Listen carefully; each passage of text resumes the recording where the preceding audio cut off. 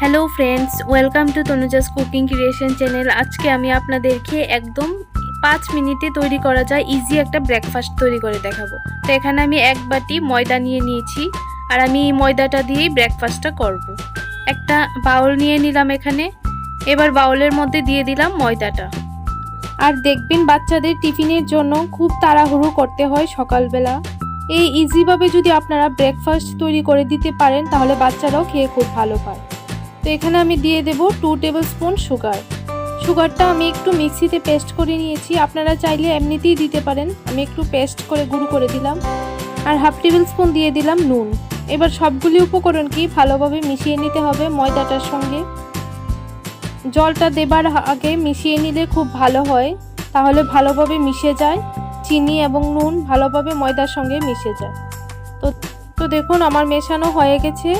এবার আমি অল্প অল্প করে জল অ্যাড করে ভালোভাবে একটু গুলে নেব, যেন দানা দানা না থাকে। ভালোভাবে গুলে নিতে হবে এটাকে, একদম কেকের মতো ব্যাটারটা বানিয়ে নিতে হবে। আপনারা চাইলে কাঁটা চামচের সাহায্য করে নিতে পারেন, আমি এটার মাধ্যমেই করলাম। এবার দেখুন ব্যাটারটাকে আমার মেশানো হয়ে গেছে। এবার আমি দিয়ে দিচ্ছি 3 টেবিল স্পুন সাদা তেল। সাদা তেলটা দিলে আরও ভালো হয়, খুব নরম তুলতুলে হয়। তো আমার মেশানো হয়ে গেছে। সাদা তেলটা দেবার পর ভালোভাবে একটু মিশিয়ে নিতে হবে। তারপর আমি একটা বাটির মধ্যে 2 টেবিল স্পুন নিয়ে নিলাম সাদা তেল, আর একটা ব্রাশ নিয়ে নিলাম। এই ব্রাশটা দিয়ে আমি কড়াইতে ভালোভাবে ব্রাশ করে নিয়েছি। আর খুব অল্প তেলেই এই ব্রেকফাস্টটা তৈরি করা যায়, বাচ্চাদেরও খেতে কোনো সমস্যা হয় না। তো কড়াইটা আমার গরম হয়ে গেছে।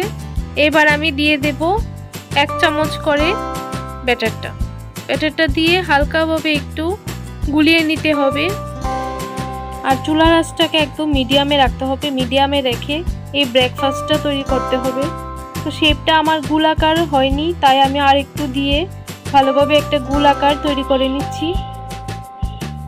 এটা প্রায় রুটির মতোই তৈরি হয়, খেতে খুব অসাধারণ লাগে, রুটি থেকেও আরও ভালো লাগে। তো দেখুন আমার উপরের সাইডটা প্রায় হয়ে এসেছে।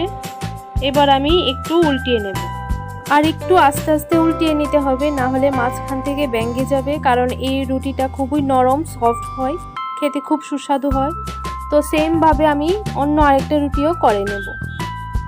তো ফ্রেন্ডস, আমার এই রেসিপিটা যদি ভালো লাগে তাহলে প্লিজ আমার চ্যানেলটাকে সাবস্ক্রাইব করে দেবেন, আর আমাকে কমেন্ট করে জানাবেন কেমন হলো রেসিপিটা।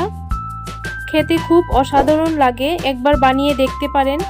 তো আজকের জন্য এতটুকুই, আরেকটা নতুন রেসিপি নিয়ে দেখা হবে আপনাদের সঙ্গে।